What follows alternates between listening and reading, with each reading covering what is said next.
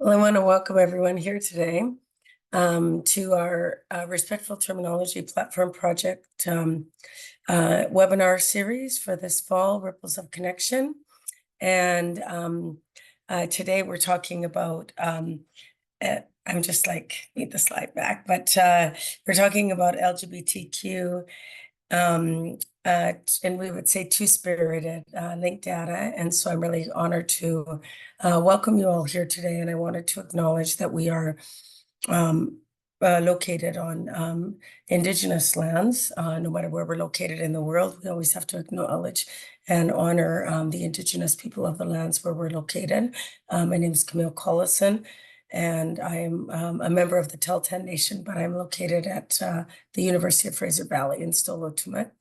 And I'll just turn it over to my co-lead for Respectful Terminology, Dr. Stacey Allison Casson, and she can introduce our panelists. So welcome everyone today. Yes, hello everyone and welcome to our third session for the Ripples of Connection webinar series that is based on structured vocabulary in relation to the Respectful Terminology Platform Project.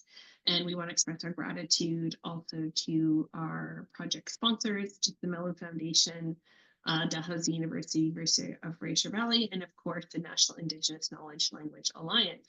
And if you are not a member of NICLA, the National Indigenous Knowledge and Language Alliance, we would encourage you to please consider being a member. And just to let you know, today's webinar will be recorded and we'll be posting it on YouTube in the coming weeks. So welcome today. Really excited about our session today on using linked data to improve LGBTQ plus description with the Homosaurus project folks. And I'm going to introduce I should introduce myself, then I will introduce the speakers, we will have our talk, and then we'll have some time for questions and answers afterwards. So I am Dr. Stacey Allison Casson. I'm an assistant professor in the Department of Information Science at Dalhousie University. I am of sort of mixed ancestry, so settler descent, and also I'm a member of the Métis Nation of Ontario. With us today is Bri Watson, who is a Vanier Canada Graduate Scholar and fourth-year PhD candidate at the University of British Columbia's iSchool. And their research focuses on the multiple histories of information and the contemporary practice of equitable cataloging in galleries, libraries, archives, and museums and special collections, a topic, of course, near and dear to our hearts. And Watson is the co-founder and the coordinator of the Trans Metadata Collective, the Queer Metadata Collective, and they serve on the editorial board of the Homosaurus with many publications. I encourage you all to look them up if you're not familiar with their work. And also with us today is KJ Rawson, who works at the intersections of digital humanities and rhetoric, LGBTQ plus and feminist studies, focusing on archives and key shifts. As key sites, well, maybe there's shifts there too, of cultural power. And he studies the rhetorical work of queer and transgender archival collections in brick and mortar and digital spaces. And Rawson is founder and director of the Digital Transgender Archive, an award-winning collective of trans-related historical materials. And he chairs the editorial board of the Homosaurus, an LGBTQ plus linked data vocabulary. And so I will not give an abstract of your talk because you're going to give the talk shortly. So I'm going to pass it over to both of you. Wonderful. Thank you so much. So I'm KJ. I'll be the one getting us started. And then I'll hand things over to Bri, and then Bri will hand things back. So I use he, him pronouns. I'm not sure if Stacey mentioned it, but I'm a faculty member at Northeastern, and I'm also the director of the Humanities Center there. So first, let me thank Stacey and Camille and Jessica, who couldn't be with us today, for coordinating this. We're thrilled to be here. We're happy to be in conversation with you and to be part of this really incredible series. So the way that we have approached this is we have, a pretty short presentation. We want to introduce the project and then leave lots of room for conversation and back and forth. So the first thing that would be helpful to do is introduce you to actually what the Homosaurus is. So the Homosaurus is an international linked data vocabulary, which focuses on LGBTQ plus terms. And really, the entire point and purpose of this project is to improve access to LGBTQ plus materials and resources within cultural heritage institutions. We're aware that it's already being used in archives and in libraries pretty extensively, but it's also starting to get used in galleries and museums as well, and certainly in lots of other online spaces. So the project, though it seems very shiny and new, has a very interesting and long history to it. I'm not going to go into a super long history here, but I do want to share with you that the fact that it at least goes back to 1993. Jack Vander Wal was one of the initial authors of what is now the Homosaurus. It started in Amsterdam at Ilia LGBT Heritage, which is a kind of community-based resource center that has an archives. It's now located in the public library in Amsterdam. And as part of their work, they developed their own internal catalog to describe their queer and trans collections. And that would form the basis of what would become the Homosaurus. I learned about the project around 2015 as I was casting about for a controlled vocabulary for the Digital Transgender Archive, which is a project that I direct. And I had found real limitations in the Library of Congress subject headings. And so I was eager to find alternatives to that. And I learned about the Homosaurus from a presentation that Jack had given at a queer archiving conference. And I was able to get in touch with him. And at that point, the Homosaurus existed as a Word doc. So he was kind enough to share that with me. I was excited to see it. And in order to use it in like a trans digital archival space, we had to convert it into a linked data vocabulary.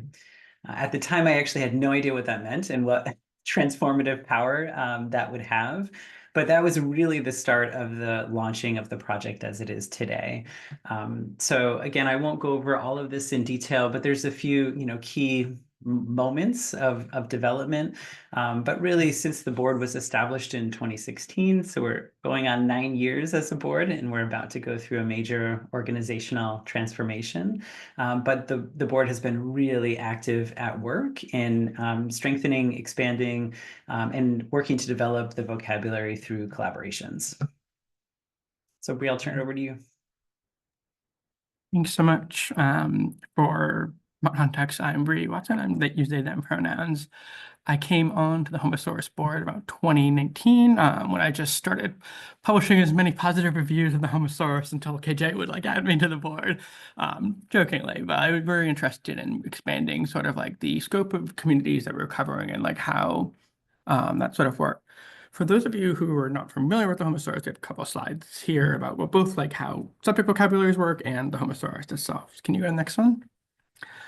This is a review for those of you who went to library school or have done this work. This is a short, quick review, but subject vocabularies are very much set up in this hierarchical format where they have a main label. Here I have Indigenous LGBTQ plus people, and a broader term, which I actually didn't delete the word Indigenous from that, but a broader term for that is LGBTQ plus people. Each term group can have broad terms, related terms, and narrower terms. So the related term here is indigiqueer people, or any variations of those. And a more narrower term of Indigenous LGBTQ plus people would be Inuit asexual people or Inuit bisexual people. And we have those various variations depending on what individual term a community might use. They might also have preferred and alternate terms, as many of us know, communities refer to themselves by many names or perhaps have different names in different scripts or languages, something very, very closely related to Indigenous representation. So those multiple names can be captured under that single term. They can have scope notes and history notes, and I have an example of that on the next slide, if you could go there. This is an example of LGBTQ plus websites, the one that I had from just the previous one. And on the right here, you can see LGBTQ plus internet forums, social media, Two-Spirit websites, and so on. I'm not going to go like through all of those, but these are all just what it looks like visually on the website, so you get a picture of what it looks like. And then here you see the preferred label, alternate label, and description. The Homosaurus might also have various things like a history note if we change the term, or a contributor's note if we work with somebody else to change the definition, or if like we work with somebody to create a term. Could you go to the next slide? This is an example of the Library of Congress subject vocabulary, which, to be fair, is about 11 million terms in total. So a huge, huge swath of terms. However, when it comes to individual communities, for example, here, transgender people, it has a huge lack in terminology. You can see very much that like this does not cover like all of trans people. The entirety of trans experience is captured in those about 10 terms there about older transgender people, transgender men, transgender women, and so on. If you go to the next slide, which is a very overwhelming one with lots of text, so don't get too lost in it. Feel free to click in. This is the Homosaurus's related terms for transgender people. As you can see, it is big. I think KJ had to go all the way down to 6-point font in order to capture everything on here. And the point of showing these two is really to say that communities, as many of you who belong to marginalized communities, will know, like communities always do better at representing themselves and describing themselves than this sort of broad vocabulary made up of honestly a bunch of dead white men in the 1800s. Even if they have 11 million terms, they don't capture the real variety and existence and livelihood of these communities. And then if you go to the next one, I'll hand it off to KJ. Yeah, so that gives you hopefully a good introduction to the kind of the origins of the project, and then what the sort of how it works, the hierarchical structure for the vocabulary, and why we exist. And this last bit that we wanted to share with you before we shift into discussion is where we are now. And really the focus of our efforts over the past year and a half have been thinking towards multi-language development. So one of the first things that we did was we implemented a new front-end interface that would support a handful of languages. So you can see the languages here that we currently support. So when you navigate to the website, there's a drop-down on the upper right-hand where you can select into the language that you would like the interface to display in. And when we say those are supported, we mean that people have intentionally and carefully translated all of the content so that it's available in all of those languages rather than using AI translations. So in the same time, we've been working on supporting teams who have been developing versions of the Homosaurus in a variety of different languages. So you can see those here. You can probably tell as we start talking about this, there's often a tension between describing these as translations and then describing these as vocabulary building. And this is really important for us because we do not want English to be the basis for all of the other languages that can have a development of the Homosaurus. So though many of these projects begin by looking at the English version of the vocabulary, we are always encouraging the teams to develop parallel versions that will have terminology that doesn't have English equivalents to it. So we want to make sure that each of these instances of the vocabulary can be developed that in ways that are specific to the language that makes much more sense in the sort of cultural context that the language is describing and also sort of representing in this context.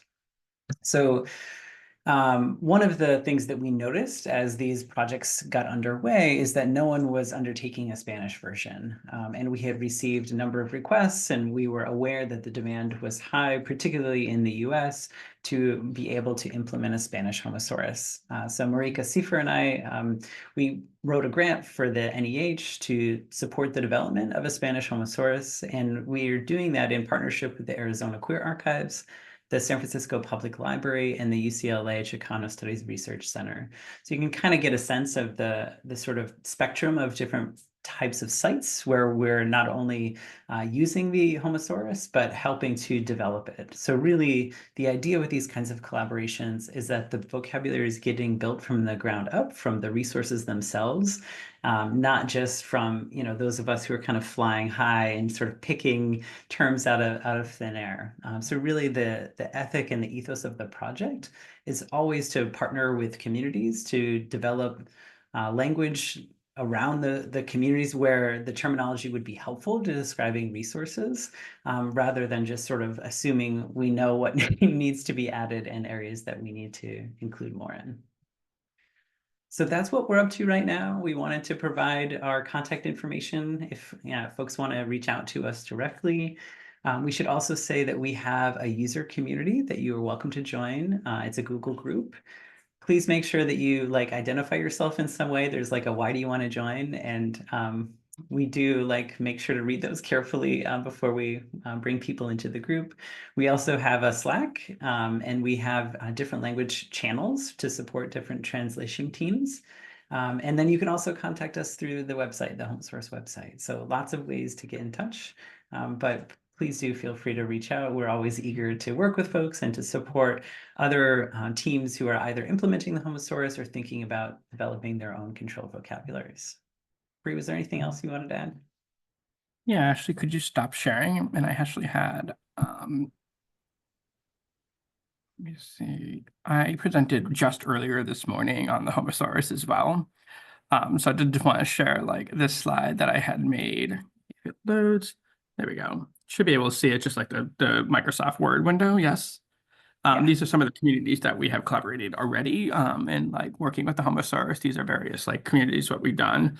And the presentation I did earlier, I talked about here's how you do this community approach. But the summary, the Cliff Notes version of that is that we reach out with funding and ask them, are you willing to review a vocabulary? Are we willing to review individual terminology from it?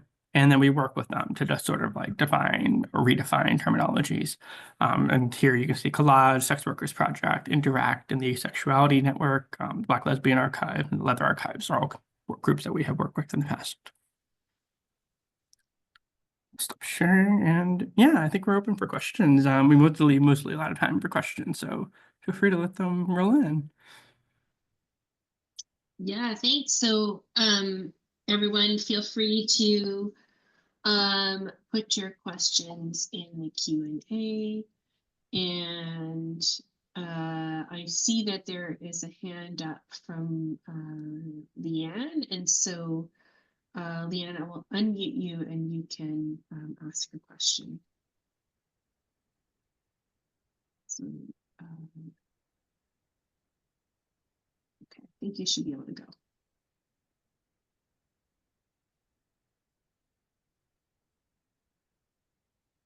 Oh, maybe. Maybe not.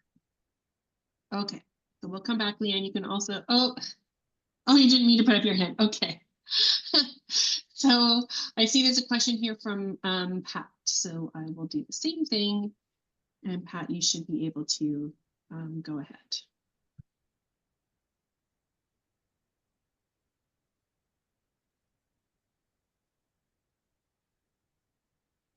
Hello, can you hear me? Yeah. Yep. So you said you're about to implement this.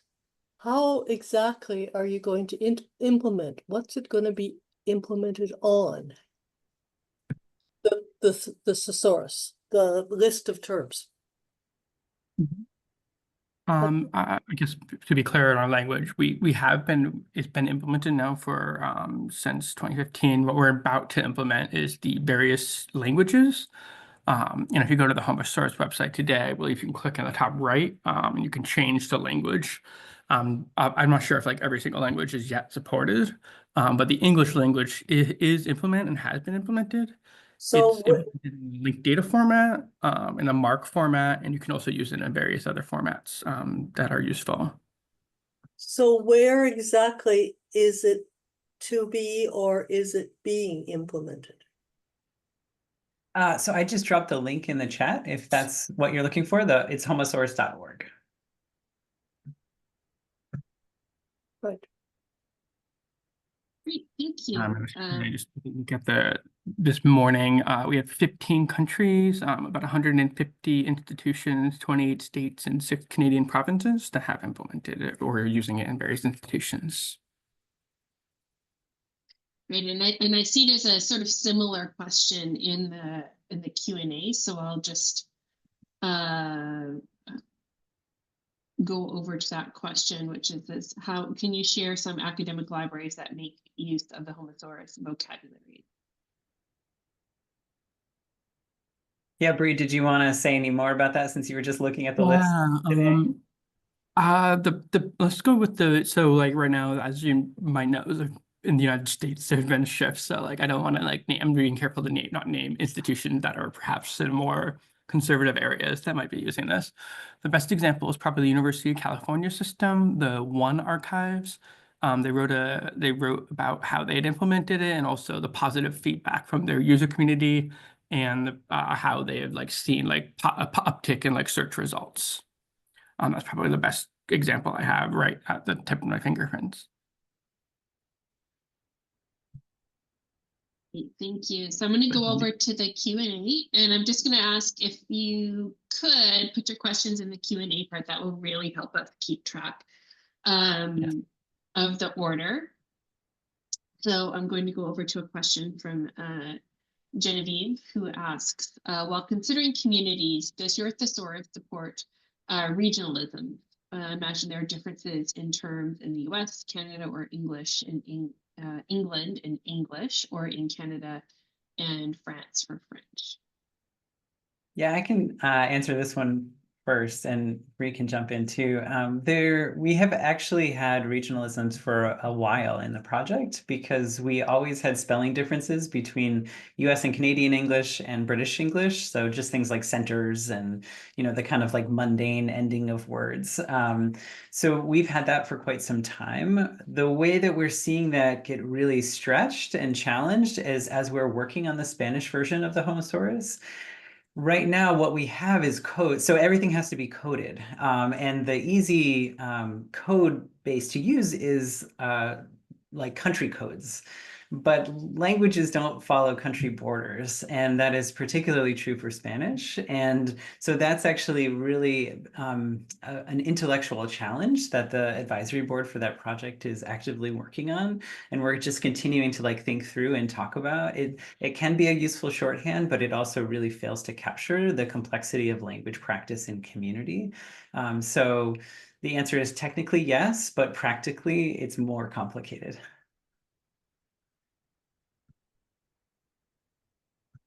So I'll just take a question from Martha Selanese.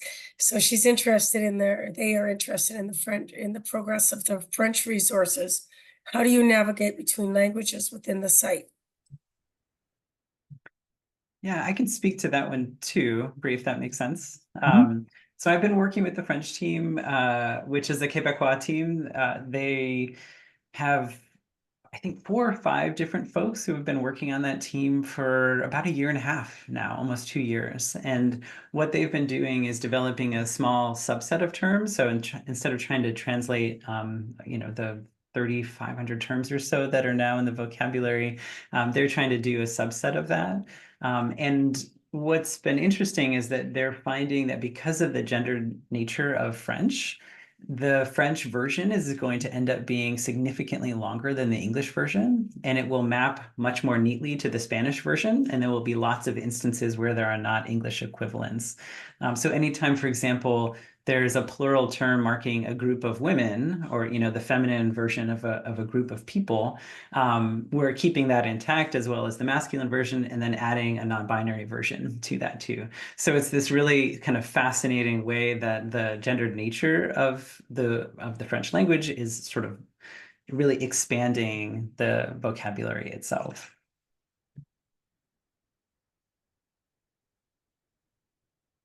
So just to catch everyone up on, so one of the challenges is with the webinar chat format is we can see what people are putting in, but you all can't necessarily see. So there was a question from Dan Scott about SCOS mapping, and it is SCOS, but Bri, I'll let you maybe say a few words on that so that everybody can see that.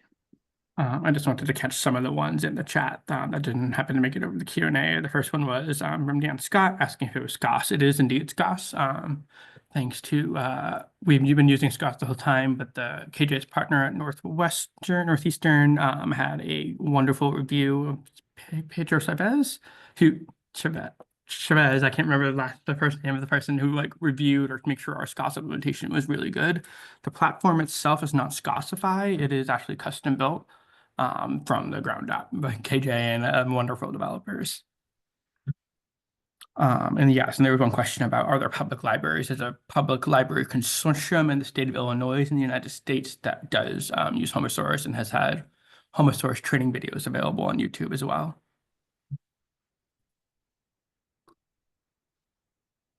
Great, thank you so much. I think Susan has put it both in, Susan Brown has put this both in the chat and into the Q&A. So I'll just ask you this question about workflows and approval processes and how Homosaurus manages disputes over terms, if and when they arise, who decides, and how does backwards compatibility work when there's a revision?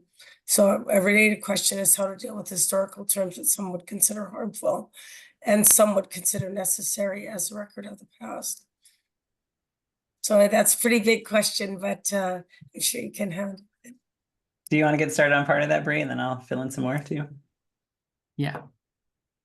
Sure. Yeah. So on the workflow, the way it's always historically been managed is that we talk it out. Some terms are like very easy to prove that we have a rule of like very simple things like, oh, you're just adding asexual to bisexual authors. You're just adding like a related term.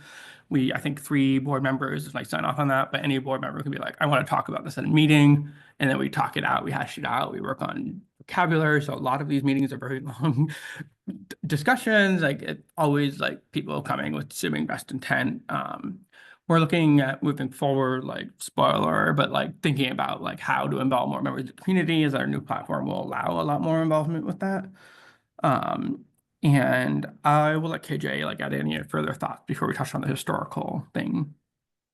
Yeah, I would just echo what Bri said. You know, we just have a really great and collegial working board. The asynchronous approval process has been super helpful because there are a lot of like easy to approve terms that once we see them, we're like, oh yeah, of course, of course.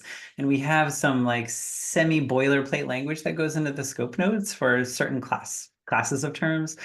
So again, there's lots of them that will just, you know, can move through the pipeline pretty quickly. But then there are some terms that we'll talk about for a few hours. So it really is an adaptive process based on what we need to look at for certain terms.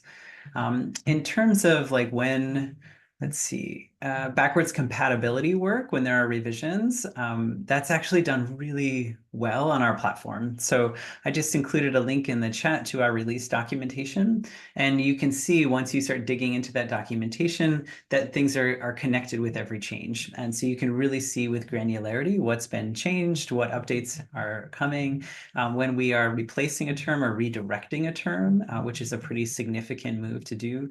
We try not to remove things very often unless it's a pretty extreme case, but we have done some of that. You can kind of get a sense of the cadence of our releases from the documentation that I've shared, but we are about to drop a release later this month. So we're kind of like increasing the frequency of our releases in part because we're moving so quickly through our queue that we want to get folks access to the latest terms as soon as we can. And then, yeah, Bri, do you want to do the historical term part? Yeah, and this also touches on Alyssa's question in the chat, and I'll just read that just to get covered. Just a consolidated list of terms anywhere describes which terms should not be used or current terms that are used but harmful.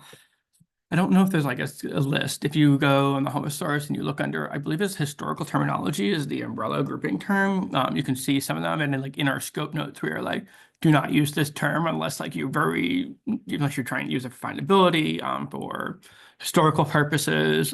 There's a decent number of even relatively modern terms that aren't really used anymore, or like terms that like we recommend that people try to avoid. unlike Library of Congress, which only has, I believe, is 3 to 5% of terms have scope notes, Homosaurus has almost 100%, I believe 100% scope note coverage. So we're very careful in our definition or describing of what the terms mean so people can use them. Yeah, and one additional thing about that, since the Homosaurus is used in such a wide range of contexts, we want to be attentive to providing all the language that might be useful for different situations. So we include lots of historical terms and other slang terms that some may find offensive or that really shouldn't be applied in a library catalog for, that would really prioritize contemporary terminology for current patrons. So we've tried to signal that as much as possible in the scope notes. Whether or not the scope notes are carefully attended to is something that is often out of our control. Thank you for a great question, Susan. Yeah, so lots of questions here. And the next question is from Kim.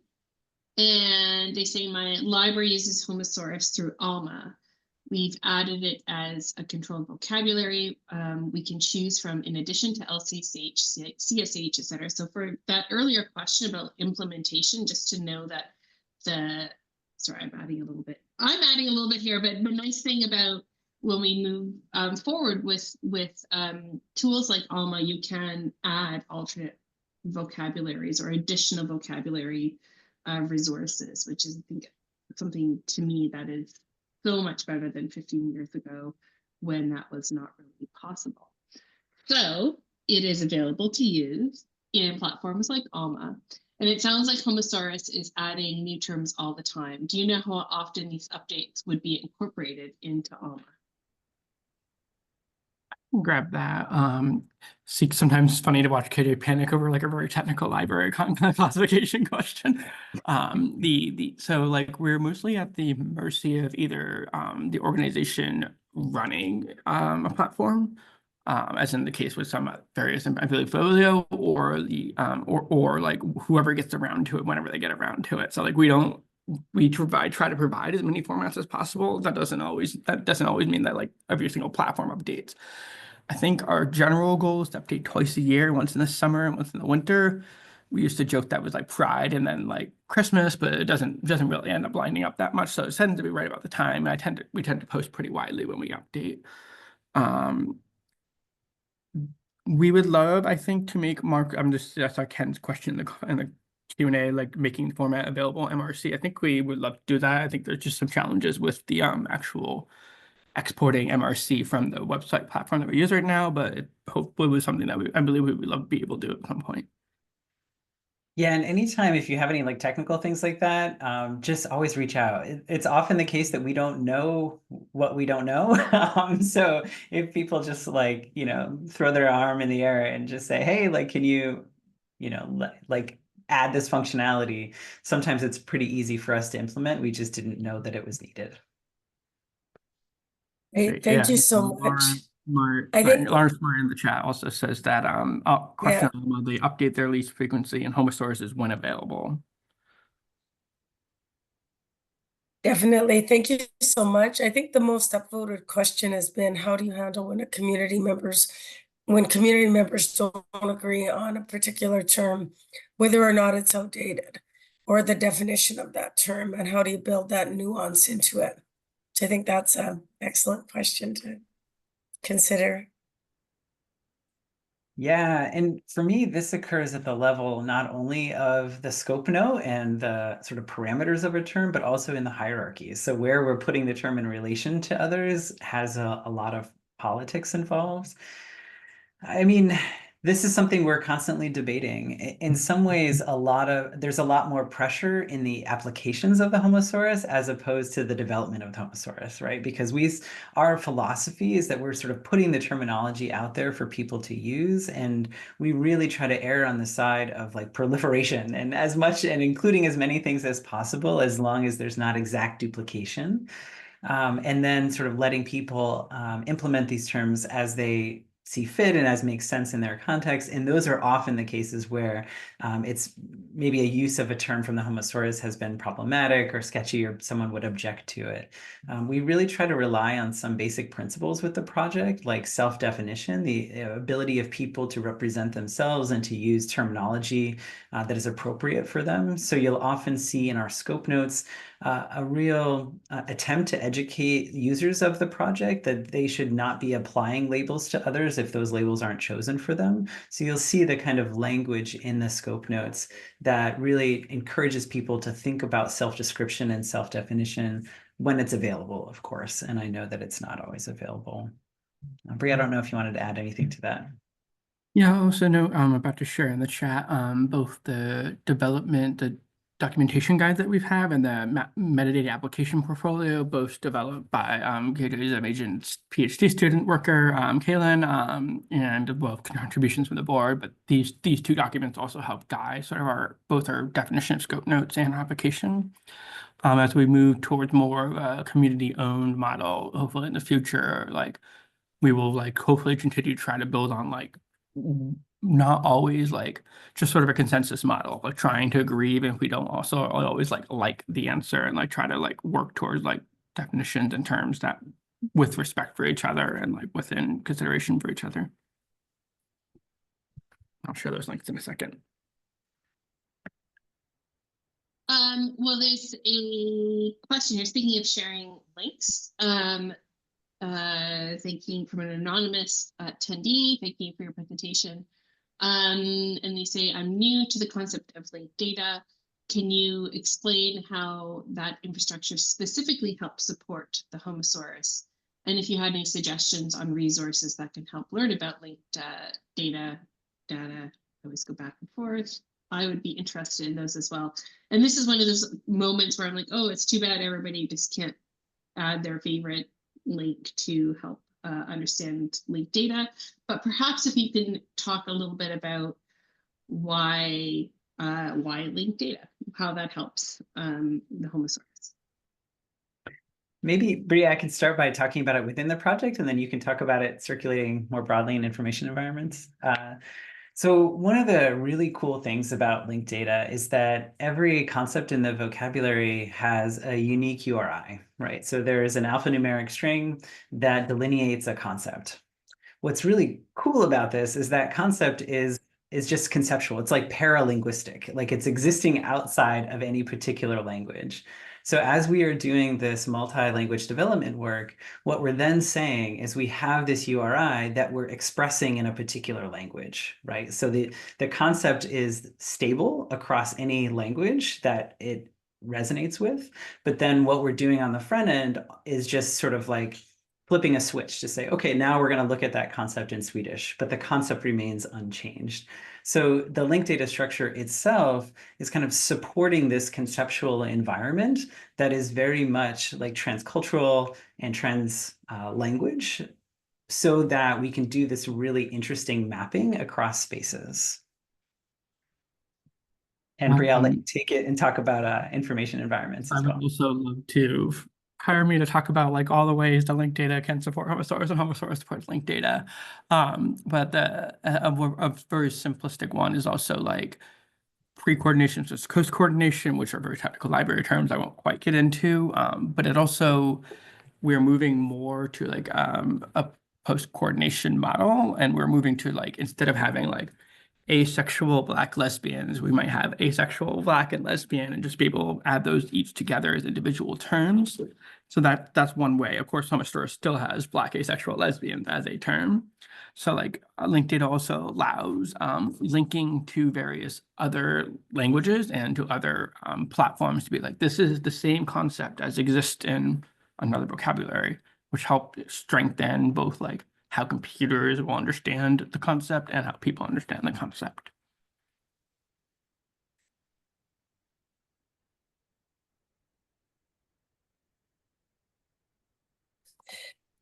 Thank you so much. I think one of the questions that is the next one in line up in the Q&A is, as a technical question, I work with a couple of open source library software systems. They require storing local copies of vocabulary data, such as terms from the Homosaurus.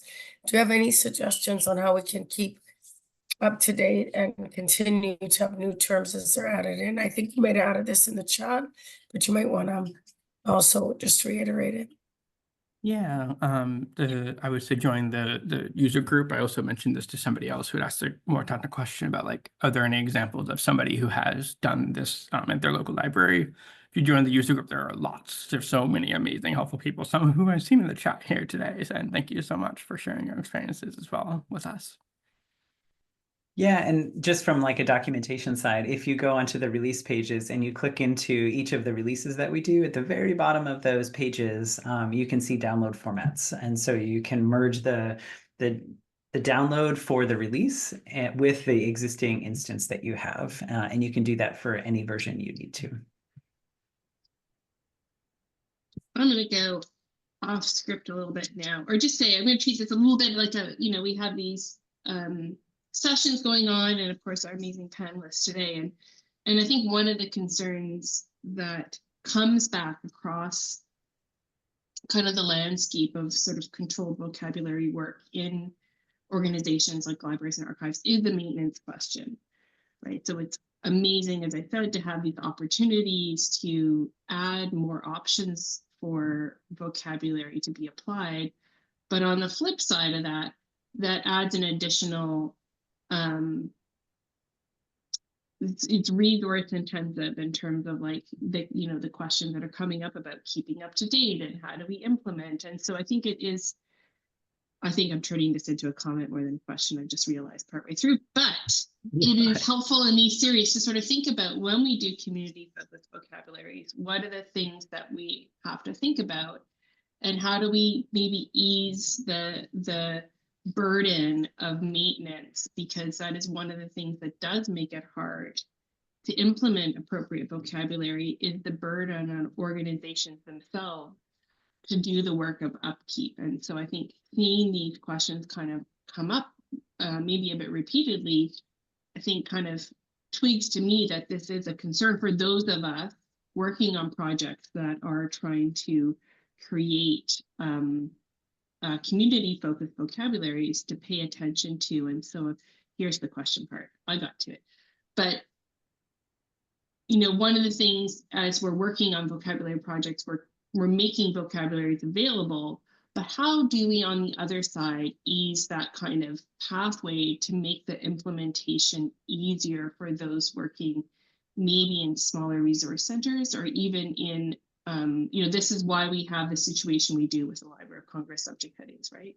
Not because it was the best system, but because it was the easiest and cheapest system to use in a lot of ways. So I just wonder if you have any thoughts on that. Yeah, I'll start with this one, and Bri will likely have thoughts too. I would say that this is very much something that's on our radar.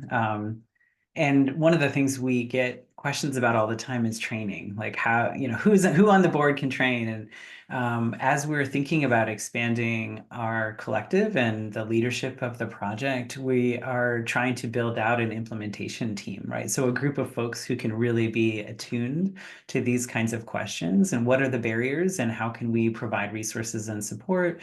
Also really thinking more analytically about who's using the Homosaurus in what kind of context. And, we don't have much of a feedback loop at this point. We sort of wait for people to reach out to us, and that's not a great model for, project communication. But I do think that, for now, one of the best ways, in addition to communicating with us, is joining the user community and joining the Slack community, because there are really supportive folks there who can help point new users to not only our documentation, but also some really helpful resources that have been created by different folks who have been implementing the Homosaurus for, different types of contexts. Yeah, just to echo what KJ has said, like, as we think about an implementation team and like term development team, like people who's just terms today, that's an email that is sent to KJ Rawson, who, despite being an amazing and way too hardworking person, does have a very messy email inbox and then has to like move them over. It's like, we're thinking about like how to, this project has a ton of passion and excitement around it. Like, and we are honestly, I think, humbled every day about like the level of involvement and people who are working on it. thinking about like how do we help give that back, like give that the whole like control of vocabulary, like the terms of vocabulary to the community, and own it together, because a lot of hands in this case do make much easier work. The other thing I would say is like I think the Homosaurus, this is a more critical comment perhaps, but the Homosaurus has benefited from being a vocabulary largely run by white people and queer people and like European and settler countries. So like we've had the advantage of having a lot of institutional build up in like money, and like part of that is like how do we transition to like helping or giving our platform, or like letting other communities use the platform, or like talk about that in the future. But I would say like if I were to like think about how to do this from scratch, not knowing the Homosaurus existed, if I was thinking about building a vocabulary from scratch, I would start with like an underfunded public library and start with like what format do they use and what's the easiest one. In fact, the Homosaurus can be used in MARC is a huge advantage.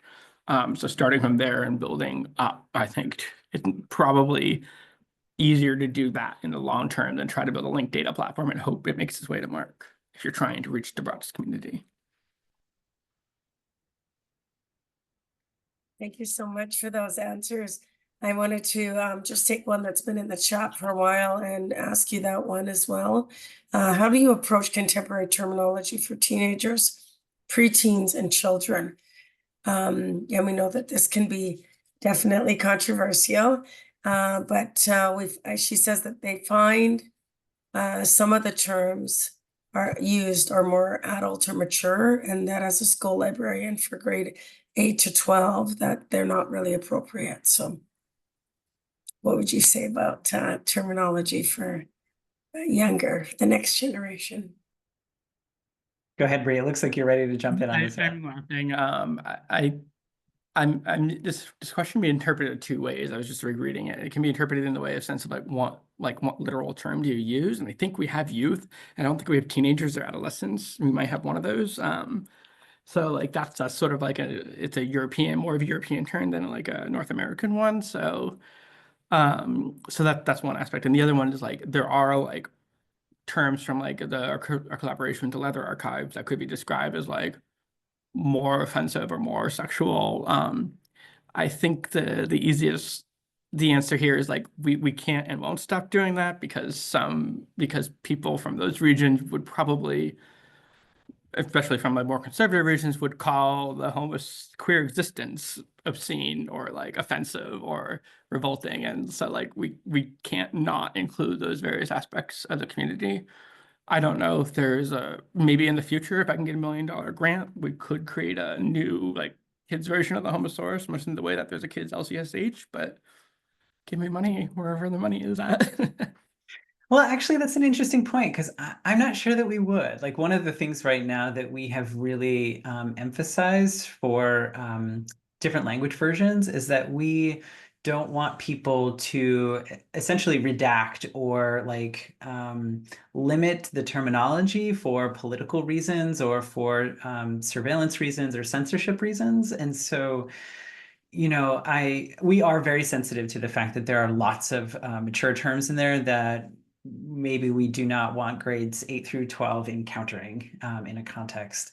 But I also would be careful about like flagging those terms or sort of excising those from the vocabulary in any way, because part of the argument that we're making with this is that this is a space, the only space where linked data is being used to describe queer and trans communities so holistically, right? Where that we're trying to capture all of these elements that sort of touch on queer and trans lives that are not being represented in other spaces. And so I just sort of want to make a passionate case for why the totality of the vocabulary is so important, because as a whole, it says so much. But I do recognize that then it also shifts the burden of appropriate usage onto the folks who are implementing it in particular contexts. So it's sort of like a both and. But again, I do think the user community you will find other users who are working on it in a similar context and may have some suggestions on how to navigate that. Thank you. And I think they have a clarifying comment that they wanted us to read, is that they're not concerned about the offense because they see this as valid and authentic terms, but they find that for education, they don't reach the kids in the way that they may want to. And they're a mom of a child who's underneath the LGBT umbrella and sensitive to educating their peers as a school librarian. So I think it is a really complicated, dilemma, but I appreciate your answers and thank you so much for those well thought out, very nuanced answers. And just one quick other point on that too, like there are some times that I worry, particularly with the incoming administration in the US, that linked data is also providing a means of targeting and locating queer and trans content in ways that could be harmful, certainly in the context of all the book bans and the information suppression. But I'm also passionately committed to information activism. And I do think that like we need to sort of build and transform these systems that are being used against us, because we can also take these tools to our advantage and do a better job of representing our communities. Yeah, some of the most toxic or poisonous descriptions of Indigenous or racialized groups or queer people in Library of Congress subject headings were because those people were not involved in the designing of the Library of Congress. So like to abdicate that, and like just to say that, Lisa, your comments, the one we're saying here, totally not critique of you or like a question at all. I love the question. I think it opens up a lot of the possibilities, but yeah, I think we have to, because otherwise somebody else will do it for us, and like that's probably the worst state.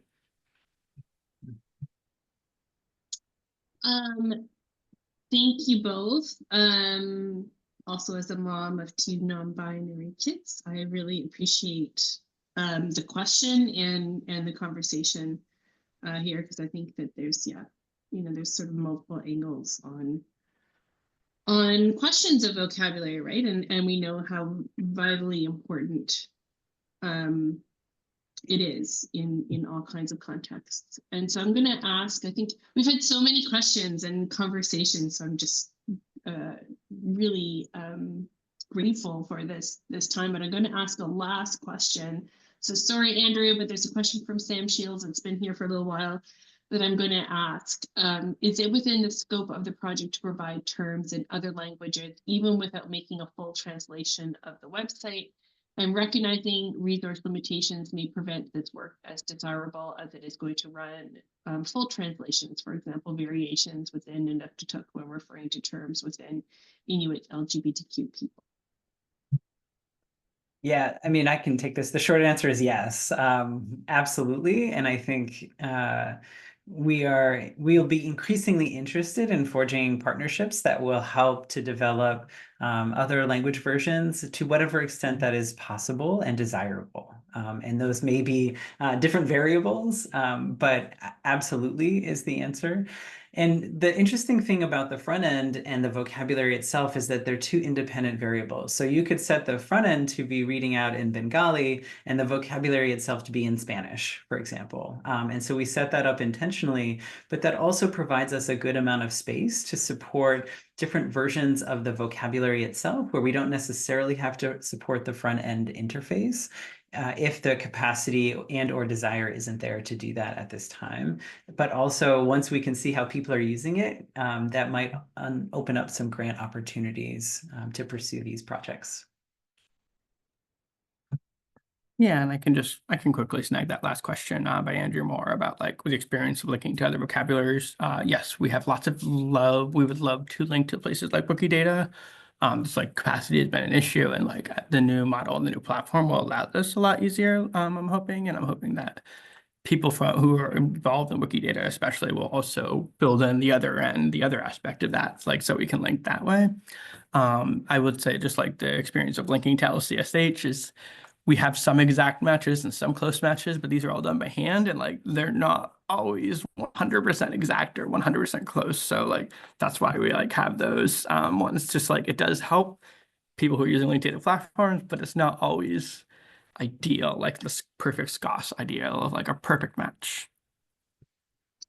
And just to say too, it's hard to make that our priority, just because we're so focused on building terms and adding new terms and thinking about workflows. And it really could be the focus of the project for a few years if we wanted to make it that. But I do think that it shows the power of linked data. So it's helpful to do it. It's just a question of prioritizing it. Yeah. And maybe that's for activating some of those other communities, like the Bri was saying, it's a Wikidata community to take on some of this, some of that work.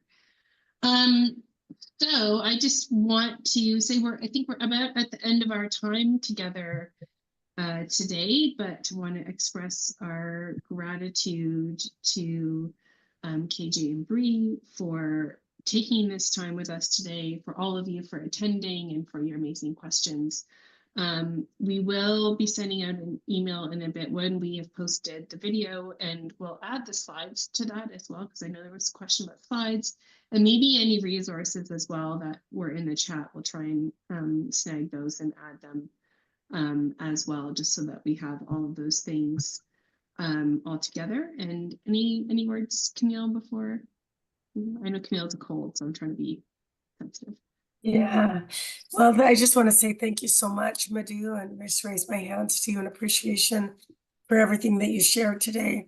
Really appreciate your work and all of the innovations that you've made. And I think it's been really interesting to be able to work with you and to be able to listen to your progress and what you've done. It's super encouraging. And thank you so much again for agreeing to be part of this webinar. Really appreciate you. And thanks again to our funders and all of those who've been involved in organizing this. So thank you so much. Hope you have a wonderful day and a wonderful week. Yeah. Thanks for having us. Happy to be here. Thanks, everyone.